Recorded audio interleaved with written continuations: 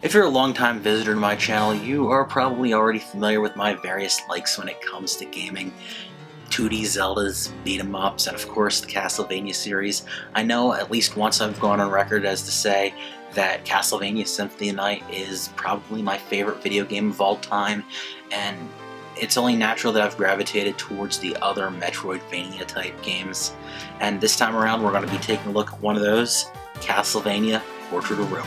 In the grand scheme of things known as the Castlevania timeline, this game takes place about 30 years after the events of Castlevania Bloodlines. In other words, it's 1944, World War II is still going on, and our main hero is not a Belmont. Like with Bloodlines, we actually have two heroes, Jonathan Morris, the son of John Morris from Castlevania Bloodlines, and his longtime friend Charlotte Alone, a book-smart student of magic who some say is actually descended from the Belnatus family.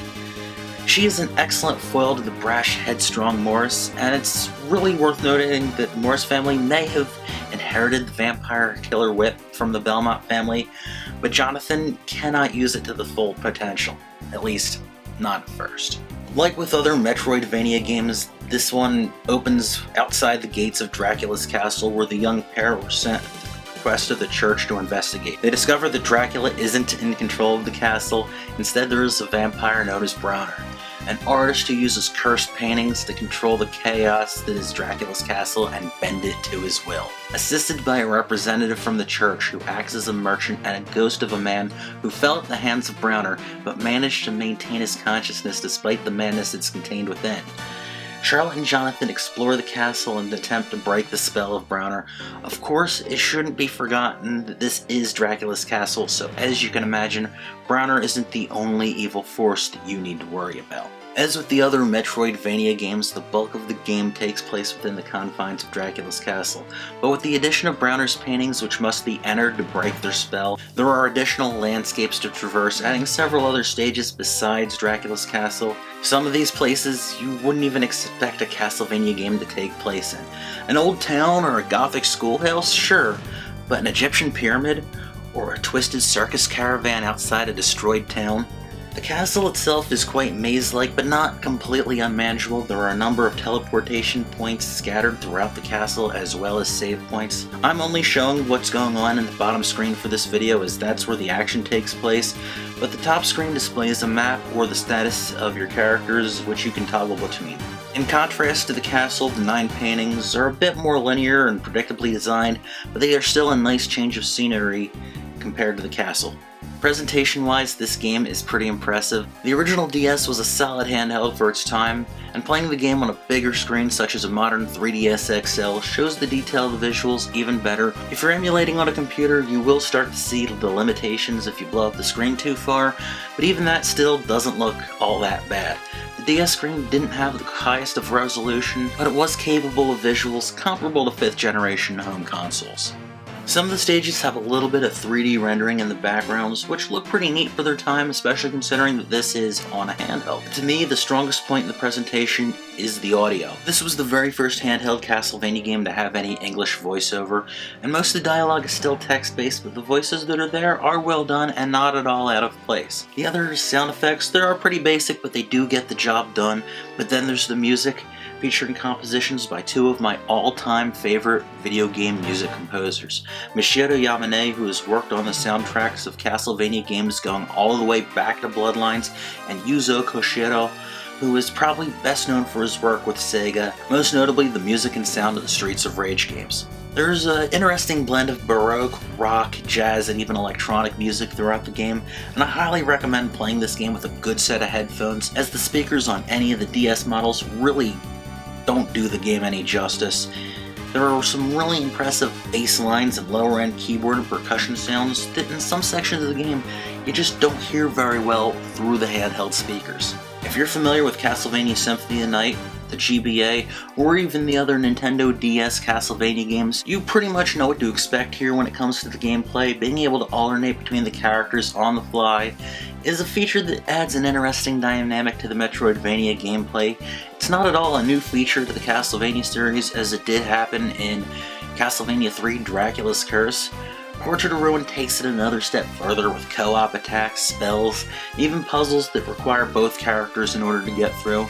Aside from the puzzles, there are even a few enemies that respond a little differently or attack differently if you're controlling Jonathan over Charlotte or vice versa. While they do control the same, Jonathan's physical attacks and defense are much greater, but Charlotte's magic skills more than make up for it when used properly.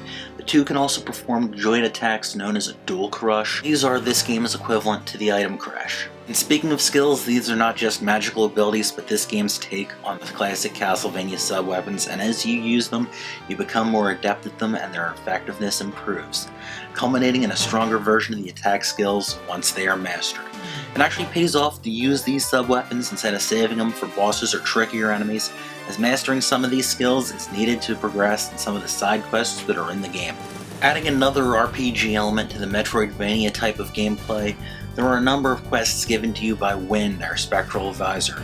His quests will unlock new skills, weapons, attacks, and even boosts your health or magic points, and if you're looking to complete every skill that Wynn can teach you, you may find yourself doing a bit of farming. Whether you need to master a skill you haven't yet, or just to find some rare item drop needed for a quest, it can get kind of monotonous. Of course, these quests are completely optional, but they do give you some very, very nice bonus if you're willing to grind a little. One thing that may be beneficial when it comes to farming, at least money becomes a non-issue depending on what you farm. Personally, I recommend the Minotaurs in the Dark Academy, as you can easily sell back what they drop to afford potions and tonics as you need them. One of the more interesting things you can earn from one of Wynn's quests is the ability to unlock the passageway that leads to the Nest of Evil. The Nest is a brutal gauntlet of monsters, including many which aren't seen elsewhere in the game. Unless that is, you don't count the boss rush feature that's included on the start screen. You can test your mettle there, but I find the Nest much more interesting.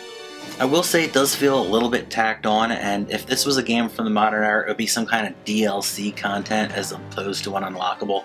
If you want to sum it all up, this game is a very strong entry into the Castlevania series. It builds upon what Symphony and Night did with dynamics that might not be completely new to the series. In story, it follows bloodlines, and gameplay, it draws inspiration from Castlevania 3 and maybe a little Rondo of Blood as well as Symphony. One thing I do enjoy about the series is that you'll frequently find games in it that can stand alone, yet still pay homage to its predecessors. I feel that doesn't really happen all that often in some gaming franchises. Like with all the other Metroidvania type games in the series, there are a number of bonus variations on the game that can be unlocked upon beating the game. Being able to play through the game with different characters and such, which really puts a neat twist on things, and we've pretty much come to expect that sort of thing. Again, one of these things that were wonderful about the pre-DLC era was that things like this were unlocked by playing the game and not spending a few bucks. If you haven't already guessed, yes, I am a fan of this game, thus the somewhat biased review here, but this game was the second DS game that I ever purchased, so it has a little nostalgia value. Also, it was kind of responsible in revitalizing my interest in the Castlevania series as a whole, letting me brushing off my copy of Symphony of Night and seeking out other games in the series. I still have a good number of holes in my Castlevania game collection, but I will say I'm still seeking them out, and I know a lot of people talk about the Castlevania Nintendo handheld Metroidvania games and mention Aria Sorrow and Dawn of Sorrow as being the best ones, but honestly, this one would be my pick for the best. Now, if you made it this far in the video, let me throw things over to you. What is your favorite of the Metroidvania type Castlevania titles? Is it Symphony? Is it one of the handhelds? Let me know, leave a comment down below. Also, DS games. If you like the system, what are your favorites? Love to hear from you. Hope you've enjoyed the review. Thank you for watching, and I'll see you next time. Take care.